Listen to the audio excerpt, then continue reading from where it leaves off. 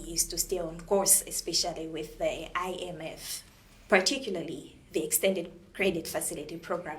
Can you tell us what specific economic reforms is the US government urging Malawi to implement so that the country stays on course? Sure, and I think it's important that we explain what an extended credit facility was meant to do. It was meant to give guarantees so that Malawi could access credit and access funding from the World Bank to stabilize the economy. And the agreement with the International Monetary Fund was something that Malawi sought out. This was something the government of Malawi wanted.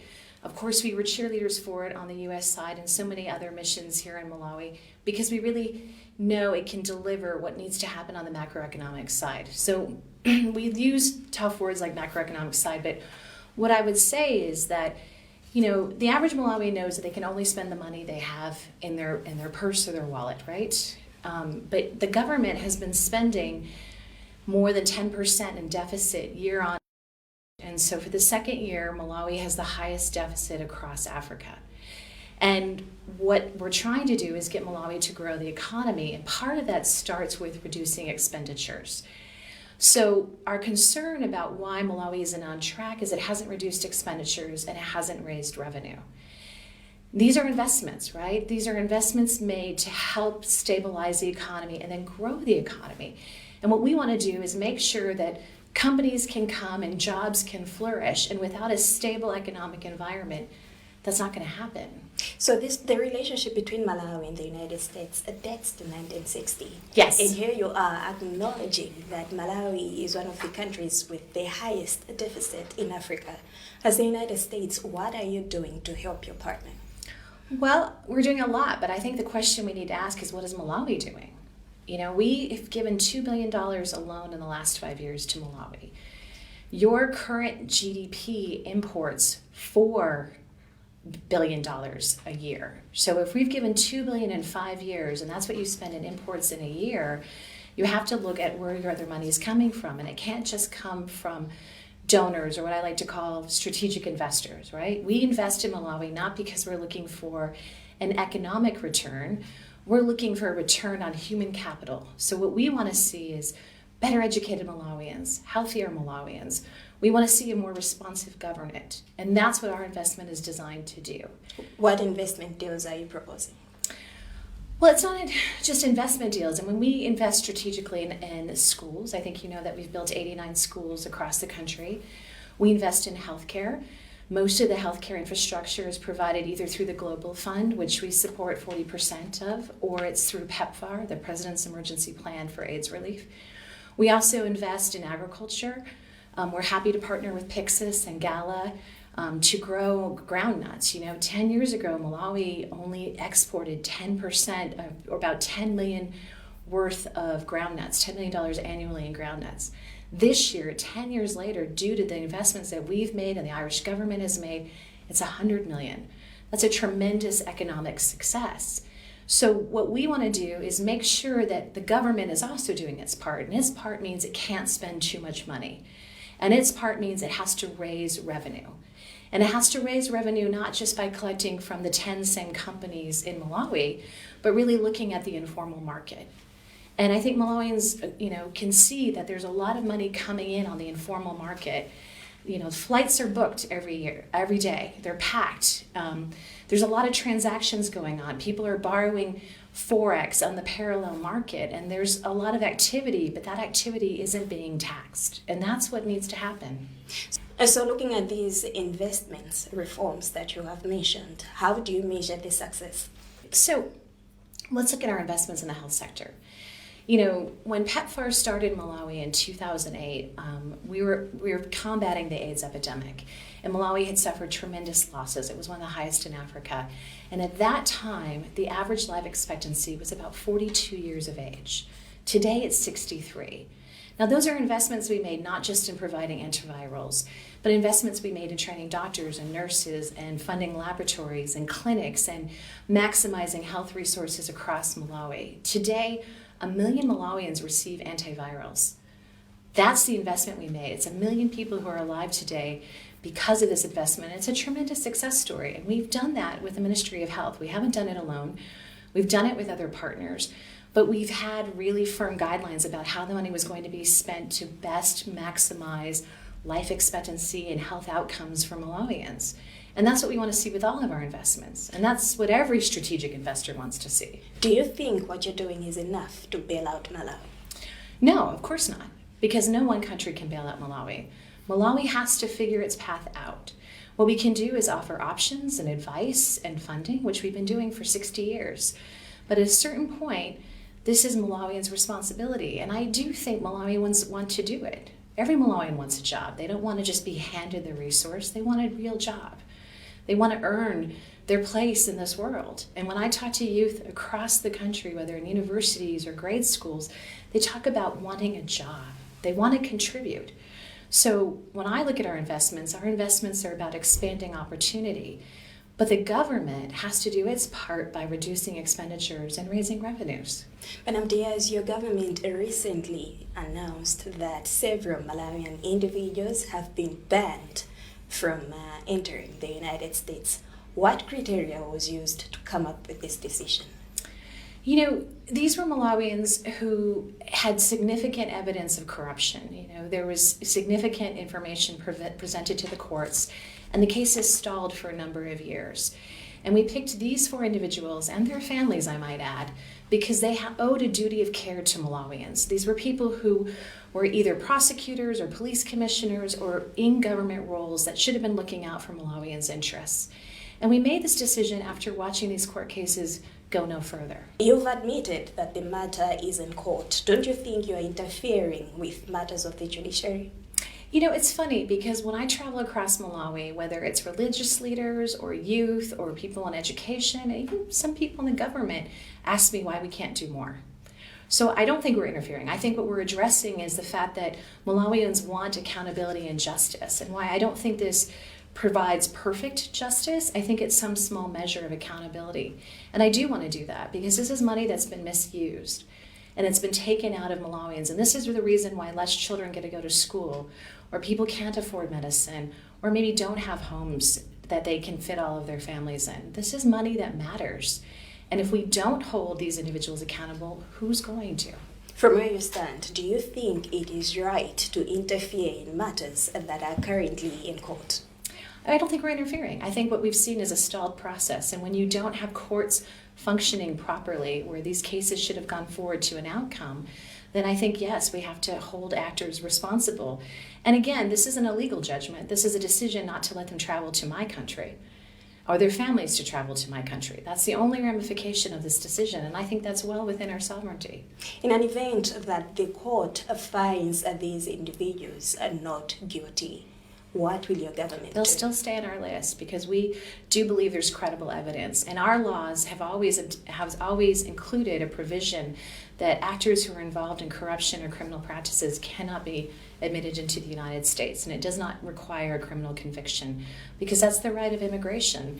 And the Ministry of Immigration also refuses visitors every year who apply or who want to come in to Malawi because they suspect that there's illegal wrongdoing. So what we've done is exercise our sovereign right to say, you can't come to America. But we've announced it publicly because we do think accountability needs to happen. Are you not undermining Malawi's national independence? How? I mean, this is a decision about who enters the United States on travel. There's nothing about Malawi's sovereignty.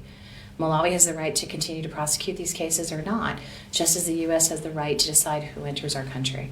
The U.S. is going to the polls this November. Mm-hmm. What should Malawi expect in as far as diplomatic relations is concerned? Well, we have a long tradition of our foreign policy being nonpartisan. And so I think we're watching a very competitive election in the United States. I'm certainly watching the polls closely and watching the news coverage. But I don't think you're going to see a huge change in our relationship. But we are facing new funding constraints, and I think that is coming no matter who's president in the next term. You know, in a world where global challenges like Sudan and Gaza and Israel and Ukraine continue, you know, the U.S. is going to have to help a lot of countries with humanitarian assistance. And so I think that's really so important that we get things right with our strategic investments in Malawi because we have less funding. And it's not just us, it's other international donors as well, because we're having to help in so many countries. And as global climate change continues, I think we'll continue to see more pressure on our resources. And that's why I think it's so important and why I've been speaking out about things like the ECF and the economy, because we need Malawi to get it right, because the funding will have to go to other places. Come November, should we expect policy shift? I don't know, because I don't know who's going to win the election, but I don't think you'll see a major policy shift in terms of our commitments here. You know, this is a priority country for education and food and health, and that will continue no matter who's elected president in November. How does the U.S. assess the upcoming elections in Malawi? I think it's too early. I mean, we haven't had even all the political conventions yet. The registration process hasn't started. I think it's really early, and you know, I'm looking forward to it, and I'm looking forward to seeing the registration process start, and we're hoping that we'll have a really good registration process. But I think our eyes are on our election right now, and then we'll turn our eyes to Malawi's election. In case you're just tuning in, this is MBC Exclusive with me, Alinafe Mlamba. My guest today is the U.S. Chief of Mission, DIAZ. We'll be back after this short break.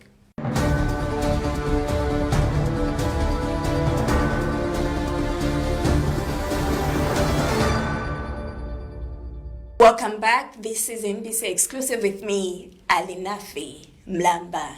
My guest today is the USA Chief of Mission to Malawi, DIAZ. Are there areas of mutual interest in which the United States sees it fit that Malawi need to up its game? Areas that need to be prioritized differently? Well, the economy. I mean, I think that's a big area of concern for us. We need to create more jobs. You have a youth bulge coming. You know, the estimate, I think, is in 10 years, 80% of Malawi's population will be under the age of 35. They're going to need jobs and homes and education. And so looking at how we increase innovation, how we drive jobs here, how we create more wealth for this new generation to partake in is really important. And then I think our other really big area of concern is climate change. You know, if you look at Malawi's electoral process, is there an area that the United States sees it fit that the government of Malawi should prioritize? Well, a good registration process is critical. And as I said, because we haven't watched that process start, we're hopeful. You know, we have a lot of faith in the Malawi Electoral Commission. But we just have to see the access for Malawians to be able to register and to vote in the upcoming election. But again, I think it's early, and I think we have to see how this registration process turns out, how the political parties meet and how they nominate. And then, of course, you know, our biggest concern in any election in any of the world is a free and fair electoral playing field. So that means that all candidates have a chance to have public rallies, and that they have a chance to have equal news coverage, and that they have a chance to meet and travel across Malawi freely. And so as long as those things are upheld, I think we'll have a good election. But those are usually what we focus on in an election. Now, the U.S. government provides over $350 million per year in Malawi in form of bilateral assistance, of course, that targets health, agriculture, education, among other sectors. Can you elaborate on the key areas where the U.S. is currently providing solutions to Malawi? Well, we actually provide more than that. I would think about this year, we were estimating we'd provide around $400 million. I think it's closer to $450 million because of additional food support and relief that we provided to Cyclone Freddy and the money that's still coming in. Additionally, we're the largest shareholder in the IMF and the World Bank, so that funding that also has come in as part of what U.S. taxpayers pay into. The Global Fund, I mentioned that earlier, that's what pays for 90% of antivirals in country. We're 40% funders of that fund worldwide. So it's probably closer to $700 million that we actually provide altogether. I make that point because we're strategic investors. And so, again, we want to see the government continue the hard work of reforming the economy so that the investments can be paid forward. So we have a strategic investment in education. We have a strategic investment in health because we need well-educated Malawians, we need healthy Malawians, and then we have a strategic investment in agriculture and in growing the business environment. If we're to look at Malawi's current economic outlook, should we expect a change in strategies and focus? Well, I think we're going to expect more accountability for funding. I think that our concerns with if the government doesn't succeed in getting the second tranche of an ECF is that it loses eligibility for World Bank funding, it loses eligibility for on-budget assistance from the EU, it loses some of the eligibility for funding from the African Development Bank, but more importantly, it sends a signal to investors that the macroeconomic environment here is too difficult. And if companies can't get out their profits, they're not going to come and invest. And so the ECF for us is the signal that we want to send to investors that Malawi is serious about creating jobs and welcoming investments. And that's how you create wealth. And if you look at what's happened in Zambia in the last 4 years, there's been tremendous economic growth, and that's been driven by private investment. And that's what we hope for Malawi. That's what we want to see in Malawi. So we continue to encourage the government to go forward on mining. I was really happy to see mining development agreements signed, but more needs to be done. And we really have to think about how we continue to attract businesses here and how we help businesses operate here. You've mentioned job creation, wealth creation as some of the things that can help Malawi. But then recently we've also seen President Dr. Lazarus Chakwera emphasizing on the need for job and wealth creation, not to mention his ATM strategy. How are you assisting him so that these things are achieved? Well, in our agriculture, we've made significant investments. Groundnuts, let me use that as an example. 10 years ago, Malawi exported 10 million in groundnuts annually. 10 years after significant investments into groundnuts here, particularly in collaboration with Pyxis, and the Irish government is also an investor, last year exports for groundnuts reached 100 million. We had the first groundnut tour ever outside the state of Georgia, my home country, which is the largest producer of groundnuts. This year we supported that groundnut tour, and our goal is to make Malawi maybe third or fourth in the world in terms of groundnut exporters. And that can happen, but it's only going to happen if we have a business enabling environment where businesses can come and they can see their profits and be able to get out their profits. You're probably aware about 30% of any forex that a company earns in Malawi is kept in the bank, and they can't access that. And then Malawi has a 40% tax on most corporations. So what companies tell me is 70% of their profits are tied up. And that's a really difficult enabling environment. And what we're unfortunately seeing is businesses make the choice to go to the Democratic Republic of Congo, or to go to Zambia or Zimbabwe or Mozambique because it's an easier environment to operate in. And speaking of exports, you gave Malawi a chance to be exporting goods to your country through the African Growth Opportunity Act. Since its inception, we've seen that Malawi has been sending most raw materials to the United States, and with Malawi pushing to be a more exporting nation, do you think we can do better? Sure, and I think the secret to maximizing AGOA benefits is producing finished goods. So if you're only exporting raw goods, raw agricultural products, you're not seeing the full benefit of AGOA. And so one of the things when you asked about what are we doing here, we are partnering with Gala, and they are growing macadamia nuts. And one of our investments is now to be able to package and process the macadamia nuts in country. Not only does that provide more jobs, but if it's packaged in Malawi, it can actually export more successfully to the United States and maximize the AGOA Act. So our investments now are looking at how do we provide more finished goods for Malawi in the agricultural sector so they can export more and actually get more needed forex. What can Malawi do to fully utilize this window? They need to let businesses work and do the work they're meant to do. And I think that means predictability with the tax structure. Too often when I hear from businesses that they've paid the amount that they've been assessed and then MRA comes back and asks for more. or that they have an agreement with the government about how things will be taxed and the government changes the tax code. Businesses like human beings need predictability to plan. And if you can't operationally plan your budget, then it's very difficult to succeed as a business. And it's the same for families. Families need to know how much money they're going to have every month. And if MRA came to them and said, you have 50% less money this month, they can't make it either.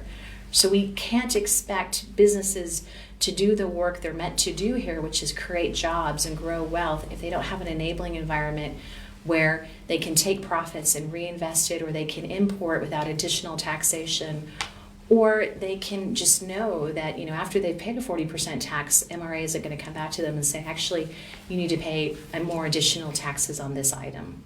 Let's talk about this withhold release. We noticed that you eased the ban in 2021 on tobacco imports from Premium Tobacco Malawi Limited, among other countries.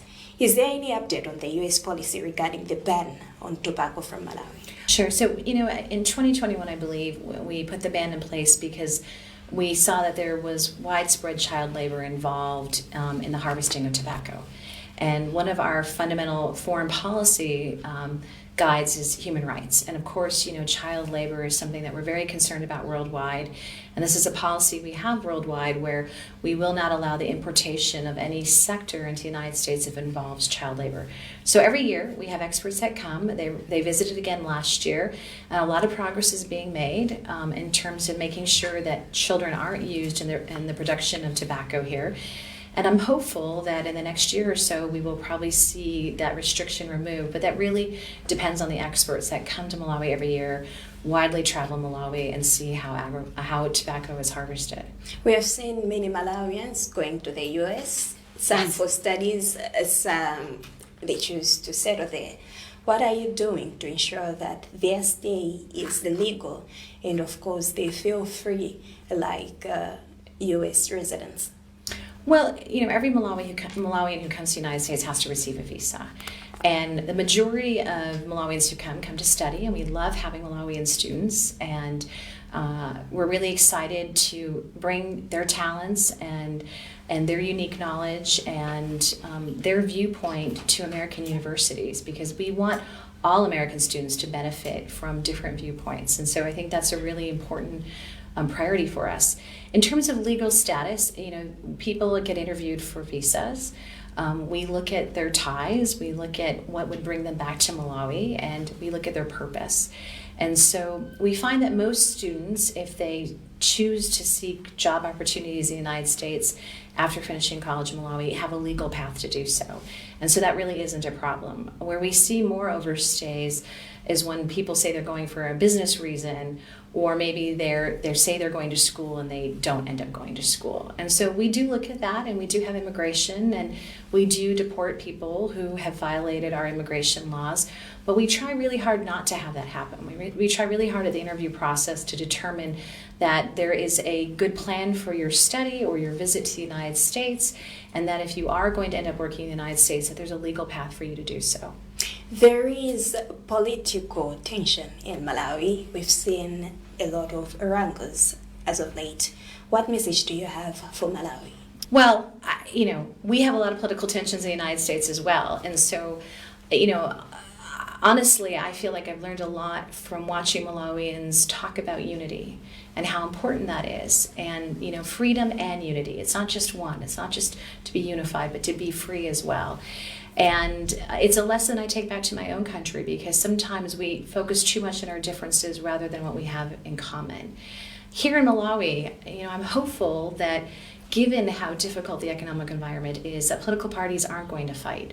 They need to do the work that serves Malawians better. And that would be my message back. And, the message I take back to the United States is the same.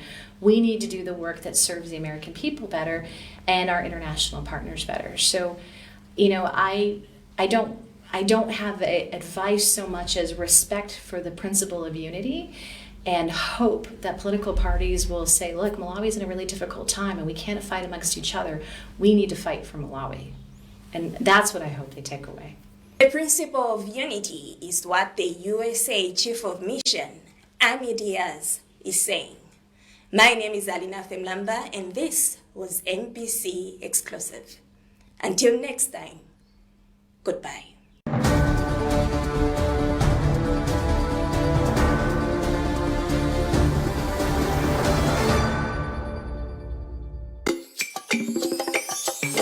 True love comes from the